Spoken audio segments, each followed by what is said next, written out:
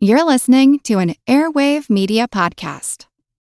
What's something you learned in history class that you feel like wasn't the whole truth?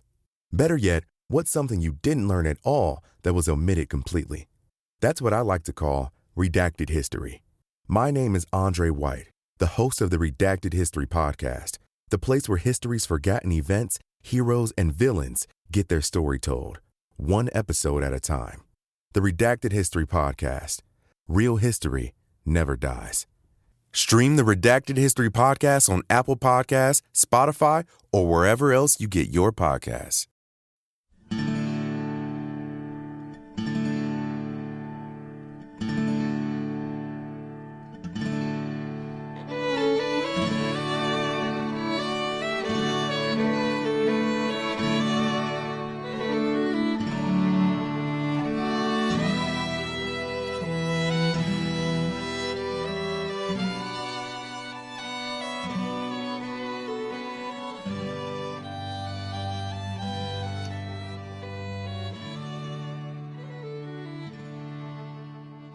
Hey everyone, welcome to episode number 337 of our Civil War podcast. My name is Rich. And I'm Tracy. Hello y'all, thanks for tuning into the podcast. As y'all recall, in the last episode, we covered the federal retreat to Cemetery Hill on the afternoon of Wednesday, July 1st, 1863, after the 1st and 11th Corps lines north and west of Gettysburg collapsed under the weight of the Confederate pressure applied by troops from Hill's Corps and Ewell's Corps. And now with this episode, now that we've got the Federals back to Cemetery Hill, and with more Yankees arriving on the scene, or on their way, in the form of Slocum's 12th Corps and most of Sickles' 3rd Corps, but with this episode, we want to turn our attention to the Confederate side of things that afternoon and evening. That evening, with daylight fading fast and with additional federal troops not long in arriving on the scene, fears of a Confederate attack on Cemetery Hill began to fade.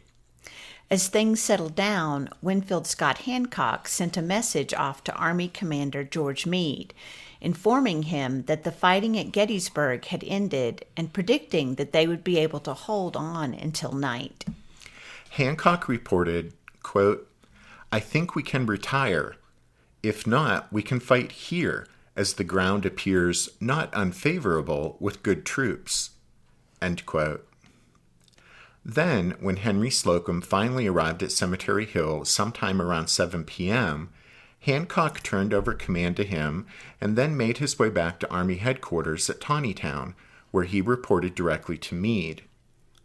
Well before Hancock arrived, though, Meade had already scrapped any idea he might have still had of fighting at Pipe Creek and decided to concentrate his forces at Gettysburg, with the orders going out at 7 o'clock that evening for all his lieutenants to march their corps toward the Crossroads town. Meade's opponent, Robert E. Lee, had neither expected nor wanted a battle that day, and that afternoon, after his arrival on the scene, Lee had only committed his forces to a renewal of the fighting in an attempt to exert control over the escalating engagement. But still, in the fighting that afternoon, 4 of his divisions had crippled 2 Union corps, driving them from the battlefield north and west of town. After Pender's men had swept the Yankees of the 1st Corps off Seminary Ridge, Lee rode toward town, passing by the blood-soaked fields, and establishing his headquarters near a small grove of trees along the Chambersburg Pike, across from a small stone house belonging to the widow Mary Thompson. From there, Lee could see Union forces rallying on the high ground of Cemetery Hill south of town.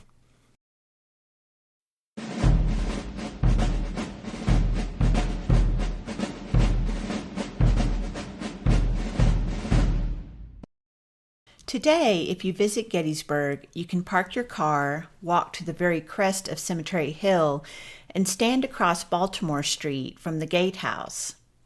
You can see the Soldiers' National Cemetery extending behind Evergreen Cemetery, and if you turn around, you'll see the equestrian statue of Winfield Scott Hancock, with his hand reaching out toward the high ground of Cemetery Hill.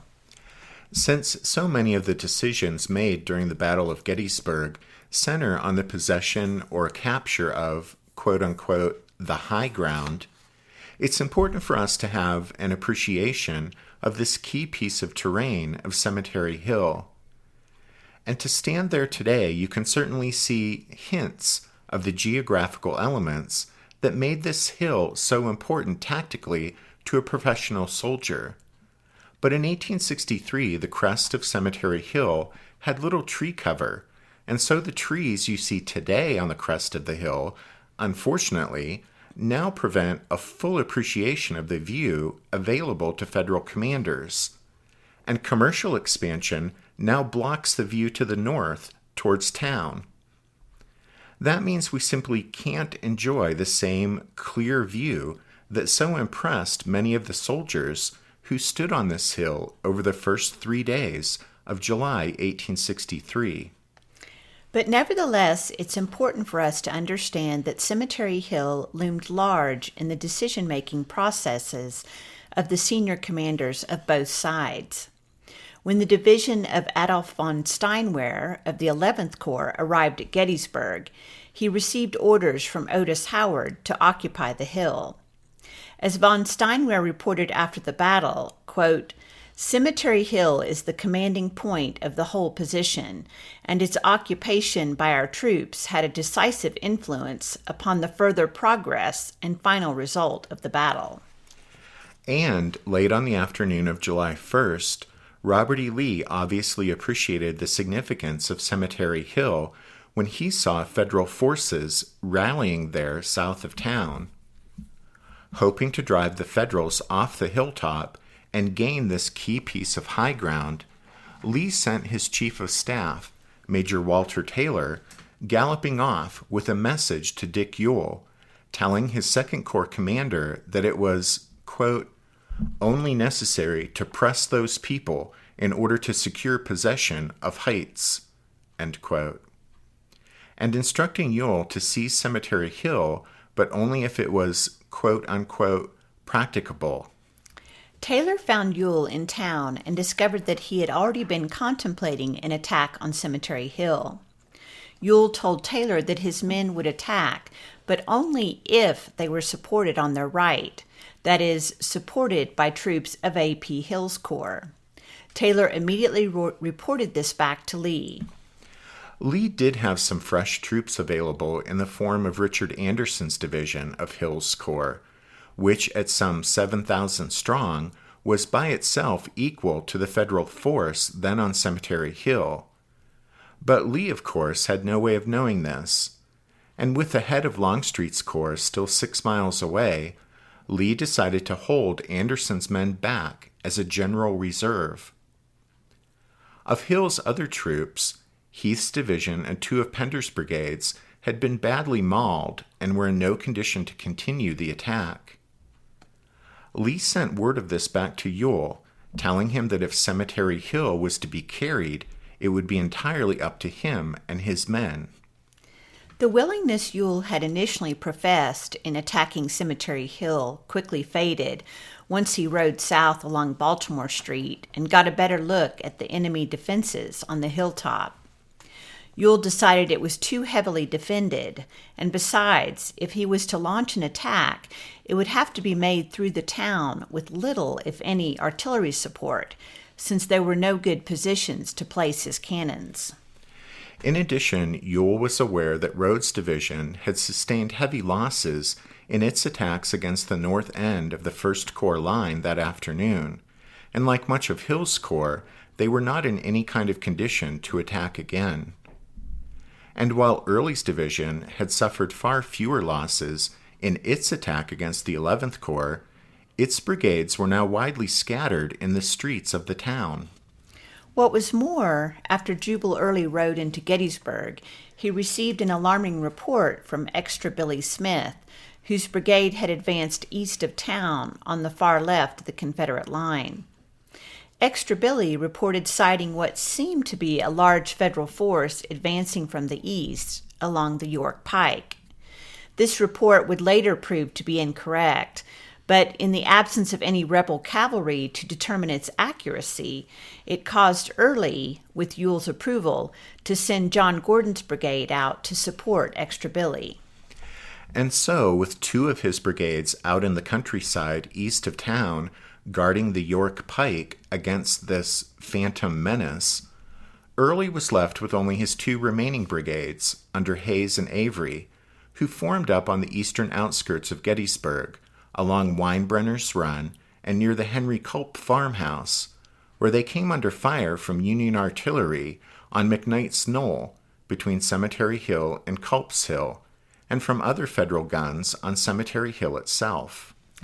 For all of these reasons, Dick Ewell prudently decided against an attack on Cemetery Hill. He thought that, considering the circumstances, it was simply not, quote, unquote, practicable.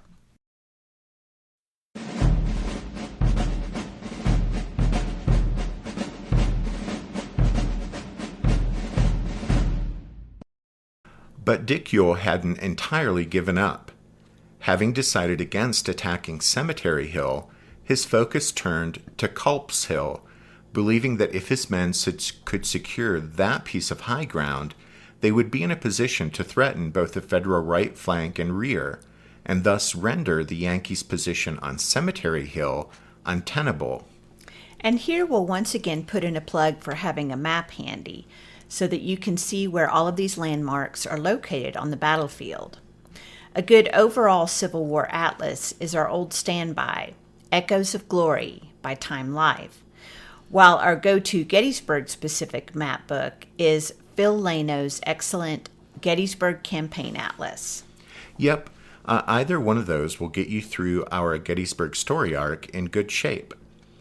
But at any rate, Ewell's subordinates agreed with his assessment of the importance of Culp's Hill, with Early allegedly warning his one-legged corps commander that if he didn't seize Culp's Hill that night, then, quote, it would cost you 10,000 men to get up there tomorrow.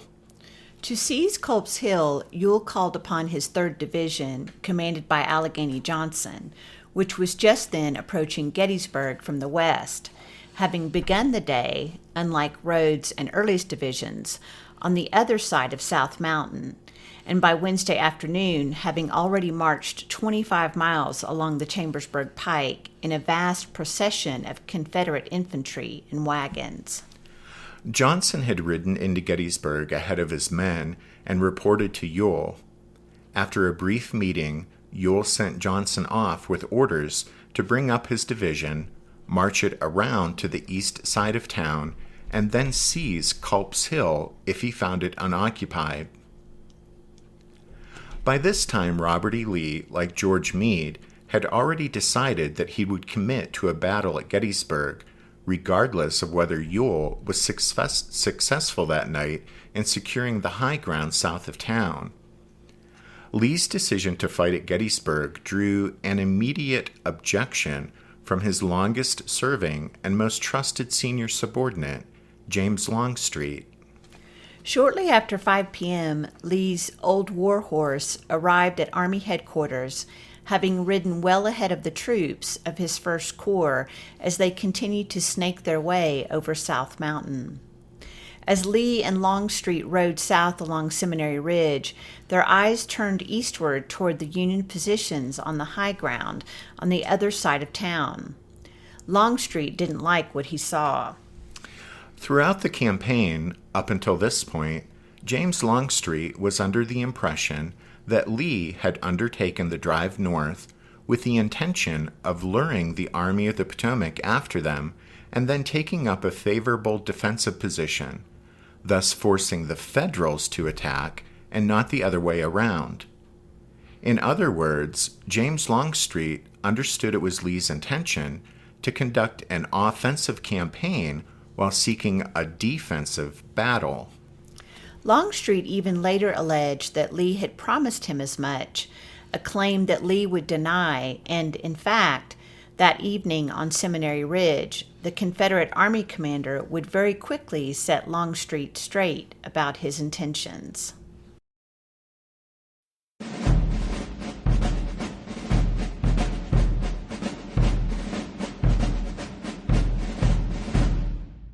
Did archaeologists discover Noah's Ark? Is the rapture coming as soon as the Euphrates River dries up? Does the Bible condemn abortion? Don't you wish you had a trustworthy academic resource to help make sense of all of this? Well, I'm Dan Beecher, and he's award-winning Bible scholar and TikTok sensation Dr. Dan McClellan, and we want to invite you to the Data Over Dogma podcast, where our mission is to increase public access to the academic study of the Bible and religion, and also to combat the spread of misinformation about the same. But, in a fun way. Every week we tackle fascinating topics, we go back to source materials in their original languages, and we interview top scholars in the field. So whether you're a devout believer, or you're just interested in a clear-eyed, deeply informed look at one of the most influential books of all time, we think you're going to love the Data Over Dogma podcast, wherever you subscribe to awesome shows.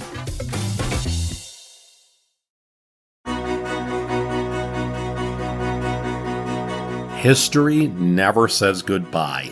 It just says, see you later. Edward Galeano was right when he said that. Events keep happening over and over again in some form. And that's the reason I produced the podcast, My History Can Beat Up Your Politics. What is it? We take stories of history and apply them to the events of today to help you, perhaps, understand them better. We are also part of Airwave Media Network. I've been doing the program since 2006. That's a long time, and the show has a long name.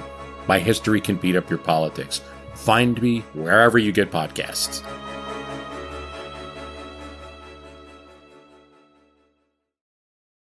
Seeing federal troops in position on Cemetery Hill, Longstreet suggested that the Confederate Army disengage and swing around the enemy left, moving south in order to get between Meade's forces and Washington. But Lee would have none of this. Pointing towards Cemetery Hill, Robert E. Lee emphatically stated that, quote, if the enemy is there tomorrow, we must attack him. Longstreet protested, telling Lee, quote, if the enemy is there, it is because he is anxious that we should attack him. A good reason, in my judgment, for not doing so. But Lee was not going to change his mind. As Longstreet later wrote, he believed that on July 1st, the Confederate Army commander, quote, got a taste of victory, end quote. And Longstreet did not believe that Lee's appetite was yet satisfied. Some students of the battle, engaging in the ever-popular game of what if, have enthusiastically taken up the "if only Lee had listened to Longstreet" banner, and declare that if only Lee had adopted this proposed flanking maneuver, then things would have turned out much differently for the Confederates. However, they ignore the fact that following such a course of action would have been incredibly tricky and not entirely feasible. After all, Lee still had no idea as to the whereabouts of the rest of the Army of the Potomac, and Stuart's cavalry command had yet to arrive at Gettysburg to be on hand to properly screen any such movement to the south by the rebel army. Longstreet's plan was also predicated on the assumption that Meade would simply passively remain in place while the Army of Northern Virginia maneuvered around him, which was, in reality, a very unlikely scenario. At any rate, later, in his official report of the campaign, Lee would explain his reasons for giving battle at Gettysburg by saying, quote, it had not been intended to deliver a general battle so far from our base, unless attacked. But coming unexpectedly upon the whole Federal Army at Gettysburg, to then withdraw through the mountains with our extensive trains would have been both difficult and dangerous. At the same time, we were unable to await an attack as the country was unfavorable for collecting supplies in the presence of the enemy. A battle had therefore become in a measure unavoidable, and the success gained on July 1st gave the hope of a favorable issue." End quote. We'll talk in a few minutes about how Lee chose to spin things in that report, but for now, we'll stick with what was happening on July 1st, and having thus resolved to fight it out at Gettysburg, Lee began weighing his options on how best to go about positioning his forces in order to favorably follow up on the success that his troops had gained that day. After a disappointed Longstreet departed to return to his command, Lee saddled up and rode into town, where he met with Ewell, Early, and Rhodes, each of whom reported that although their men were still full of fight, the enemy lines to their front on Cemetery Hill were formidable, and their own position was not at all conducive to offensive action. Hearing this, Lee asked if it might not be better then for Ewell to pull his troops out of town, march them south around behind Seminary Ridge, and take up position on the Army's right flank, thus threatening the enemy's more exposed left. But Ewell and his two subordinates balked at this idea, arguing that such a move would demoralize the men who had just fought so hard that day to gain possession of the town. Deciding not to press the issue, Lee returned to his headquarters, but once there, he thought better of it and sent instructions back to Ewell, telling him that if he felt he couldn't successfully carry Cemetery Hill that night, he was to abandon the town and take up position on the Army's right.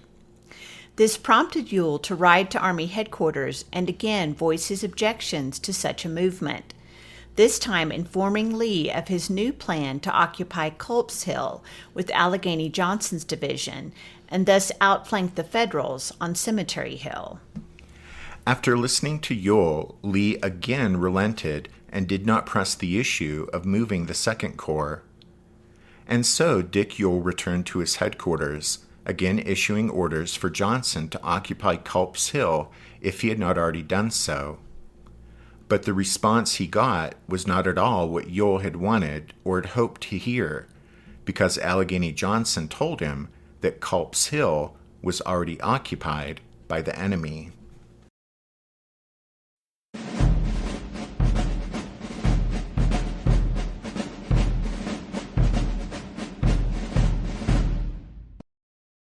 It was well after nightfall when Allegheny Johnson deployed his division east of Gettysburg and prepared for what promised to be a perilous advance in the darkness up the steep, heavily wooded, boulder-studded slopes of Culp's Hill. However, before moving forward, Johnson naturally wanted to determine if the hilltop was indeed unoccupied and his for the taking. Johnson sent forward a scouting party, some 25 men who crept forward cautiously and quietly. In the darkness, the rebels picked their way up the slopes of Culp's Hill and directly into a Federal picket line. A few scattered shots rang out, and 2 of the Confederates were captured. The rest fled. On their way back to report what had happened, the survivors of this harrowing expedition themselves happened upon and captured a Federal courier who was bearing a dispatch addressed to Henry Slocum from 5th Corps Commander George Sykes. Sykes was notifying Slocum that his 5th Corps had arrived in a position just 4 miles east of Gettysburg, and that it would be resuming its march to the battlefield at 4 a.m. the next morning. That meant that not only did Johnson discover that Culp's Hill was already occupied by the enemy, but he also learned that, out in the darkness, an entire Federal Corps was just a few miles away on his left flank. In light of this information, Johnson wisely decided to hold his position and thus ended any chance the Confederates might have had of gaining the high ground south of Gettysburg that Wednesday night. In the end, Lee's forces had crushed 2 Federal Corps on July 1st, but the victory was an incomplete one, since the Yankees were able to hold on to the key pieces of high ground south of town. Having committed himself to the offensive and determined to renew his attacks the following day, the question now on Lee's mind was where best to strike the enemy. And while Lee considered his options, George Meade, at the end of just his 4th day as commander of the Army of the Potomac, arrived on Cemetery Hill, having set out from Taneytown at 10 p.m., riding north toward Gettysburg in the moonlight. Meade had already talked with Hancock about the nature of the ground south of town, and he now asked his other generals their thoughts. "Is this the place to fight the battle?" Meade asked Otis Howard. "I am confident we can hold this position," Howard replied. The others agreed, including Henry Slocum, who mentioned simply that the ground was, quote, good for defense, and Dan Sickles, who told me that it was, quote, a good place to fight from. After listening to his generals speak favorably of the ground the Army occupied, Meade's famous reply was, quote, "Well, I am glad to hear you say so, gentlemen, for it is too late to leave it."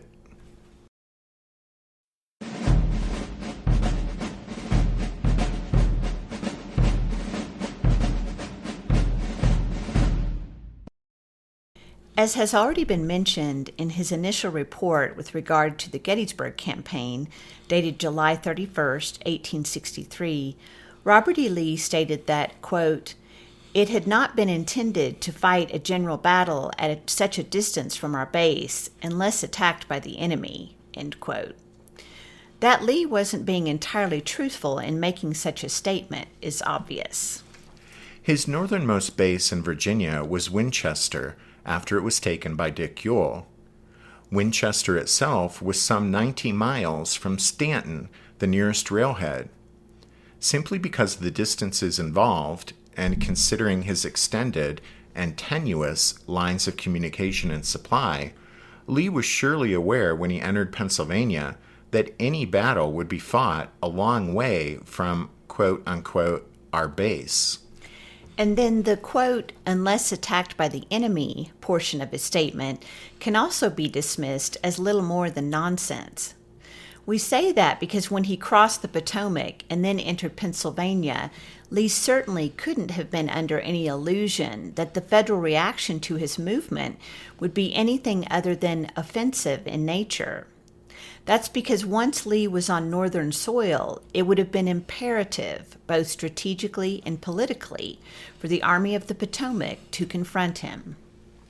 So, Lee's words in his report are just that, fine words, but they certainly bear little resemblance to his actual strategy. We think that British General J.F.C. Fuller, writing in 1929, accurately described Lee's actual strategy when he said the Confederate commander, quote, rushed forth to find a battlefield to challenge a contest between himself and the North. As we've said before, we think the primary reason that Lee went north in the summer of 1863 was to strike a blow. He was seeking a decisive battle with the Army of the Potomac, a battle in which he would defeat the enemy army on northern soil, scoring a tremendous victory that would go a long way toward weakening the North's will to continue the fight against the Confederacy. It goes without saying that with regard to execution, if an army commander is going to undertake a high-risk, strategically offensive maneuver like invading Pennsylvania, he had better do it with great care, especially if he's moving into enemy territory with extended lines of communication and supply, and no guaranteed manpower advantage over said enemy. Yet the fact is that Lee entered into battle at Gettysburg on July 1st without essential control of his army. We've already talked about Lee's failure with regard to reconnaissance, which stemmed from his mistake in allowing Jeb Stuart to ride off away from the rest of the army. There really is no excuse for the Confederates entering battle at Gettysburg on July 1st with no idea where the various parts of the Army of the Potomac were located. This command failure with regard to reconnaissance was Lee's as the Army commander. Lee's second command failure involves the onset of the battle on July 1st. Rather than choosing with the greatest care a spot to fight the enemy, Lee instead committed himself to fighting on what was simply a chance battlefield. Returning to Lee's unless attacked condition in his report, well, he wasn't attacked at Gettysburg. His forces initially attacked and were the aggressor for 3 days. As a result of the initial attack, a battle occurred on July 1st, not by plan, but by chance. Had Lee seriously intended to avoid a chance battle, he could have maintained such control over his various formations and issued such strict orders to his corps commanders that a chance battle would not have occurred. We think the battle and the battlefield were, in fact, left to chance because Robert E. Lee had such confidence in himself and his army that he was willing to fight the enemy wherever and whenever he found them. As it turned out, the where was Gettysburg, and the when was July 1st. Lee's hubris, of course, is an explanation, not an excuse, for his second command failure, which was allowing the fighting to begin on July 1st without knowing the location of the different elements of the enemy army, and without having his own army closed up and ready for battle. And then Lee's decision to go all in on the afternoon of July 1st constitutes his third command failure. Lee permitted the renewal of the fighting that afternoon in spite of his lack of intelligence regarding the rest of the Federal Army's whereabouts, and in spite of the absence of Longstreet's corps. In Lee's report, he stated that a battle had, therefore, become in a measure unavoidable, and the success gained on July 1st gave the hope of a favorable issue. But those words bear little resemblance to what Lee intended or what in fact occurred, since it was Lee's own decision to go all in on the afternoon of July 1st that committed him to a major confrontation at Gettysburg, a chance battlefield.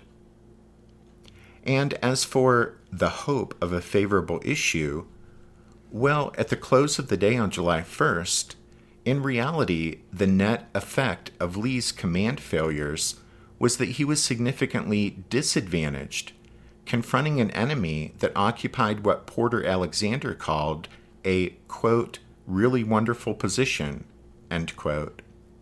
A position with the advantage of interior lines, while Lee's forces were handicapped by long exterior lines, which Lee certainly realized, and is surely the reason he wanted to move Ewell's corps. Lee knew his exterior lines would make it difficult for him to launch a coordinated attack on July 2nd, but against his better judgment, he allowed Ewell to talk him out of moving the Second Corps. The final thing we wanted to touch upon in this episode is the controversy surrounding Ewell's decision not to attack Cemetery Hill on July 1st. In attempting to deflect any blame from Robert E. Lee for his command failures at Gettysburg, a number of lost cause advocates, most noticeably in the Southern Historical Society papers, attempted to scapegoat others, with Jeb Stuart's absence being a major theme of these efforts.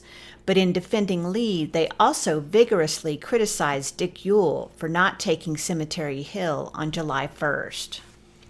Written after the facts, during the creation of the Lost Cause tradition, this criticism of Ewell has little value with regard to the actual historical record, but it nevertheless has been an enduring talking point among students of the battle. It's interesting that what nearly everyone seems most interested in debating is whether Ewell would have been successful, when the proper question is whether Dick Ewell made a reasonable command decision in the circumstances. In pursuing the question of whether Ewell made a rational command decision, we can look at the evidence available in 4 areas. 1, the nature of the terrain. 2, the federal forces opposing Ewell. 3, the manpower available to Ewell. And 4, the orders given to Ewell by Robert E. Lee. First, the terrain confronting Ewell, as has already been said, was daunting, since Cemetery Hill dominated the surrounding ground, besides the fact that an attacking force advancing uphill against prepared defenders is at a substantial disadvantage anyway.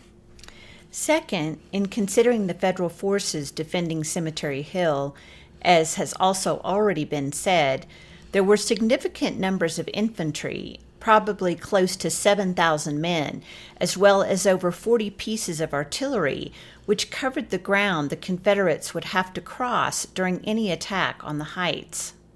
In short, there were substantial forces opposing Ewell, positioned on imposing terrain. Third, with regard to the manpower available to Ewell for the attack on Cemetery Hill, he would not be getting help from A.P. Hill's corps, as we've already mentioned. Then Ewell himself was missing Allegheny Johnson's division, which was arriving on the battlefield later. And Confederate accounts, without exception, state that their units had been disorganized by the pursuit of the retreating Federals through Gettysburg, which meant that it wasn't simply a matter of Ewell continuing an ongoing attack. No, instead, he'd have to organize his forces and undertake a completely new movement against the heights south of town. Fourth, what were Lee's orders to Ewell?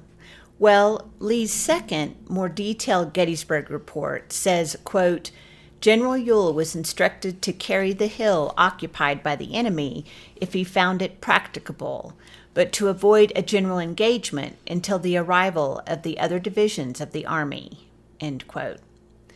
All that needs to be pointed out here is that Lee's orders were clearly discretionary, thereby leaving the decision of whether or not to attack Cemetery Hill to Ewell. With regard to the Ewell Cemetery Hill controversy, Douglas Southall Freeman, Lee's great advocate, in his book Lee's Lieutenants, covers this issue in a chapter titled Ewell Cannot Reach a Decision. This is clearly ridiculous, since, although Ewell confronted a difficult choice late on the afternoon of July 1st, he did reach a decision. Ewell decided not to attack Cemetery Hill. And although it wasn't the decision that Lee wished him to make, we think it was certainly a reasonable decision given the situation. The absence of any help from A.P. Hill's corps, the strong position held by the enemy, and the need to organize a completely new attack and then renew the fighting when Lee's orders were to avoid restarting the battle, well, when taken together, it all convinced Ewell that attacking Cemetery Hill wasn't practicable, and we think his decision was certainly reasonable in the circumstances.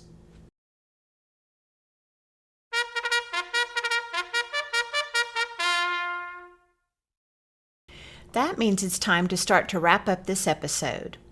We want to remind you there are several ways to support the podcast. You can head over to Patreon and sign up to support the show on a monthly basis, which helps us, and you'll get access to 112 members episodes and counting, which hopefully you'll enjoy. Then you can always head over to the website and make a one-time donation, or you can find a link on the website to our TeePublic storefront, where you can purchase a podcast t-shirt or two and let everyone know you listen to the show. We appreciate everyone's support, whether it's through Patreon, by making a donation, or with the purchase of a t-shirt. And we do want to thank the newest members of the Strawfoot Brigade who have signed up over on Patreon this past week: Peter, Kara, and Parik. And then a special thank you to Dr. Steve for his gift. And thanks to all of you for listening to this episode of The Civil War, 1861 to 1865, a history podcast. Tracy and I do hope that you join us again next time, but until then, take care. Thanks, everyone. Bye.